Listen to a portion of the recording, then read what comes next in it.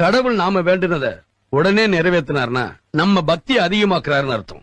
அதையே தள்ளி போட்டார்னா நமக்கு தன்னம்பிக்கை அதிகமாக்குறாருன்னு அர்த்தம்.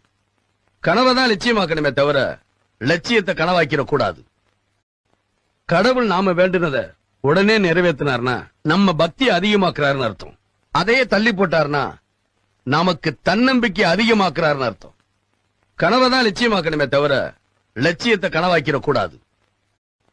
கடவுள் நாம வேண்டுனத உடனே நிறைவேற்றினார்னா நம்ம பக்தி அதிகமாக்குறாருன்னு அர்த்தம்.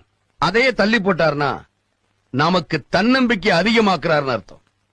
கனவை தான் லட்சியமாக்கணுமே தவிர லட்சியத்தை கனவாக்கிட கூடாது.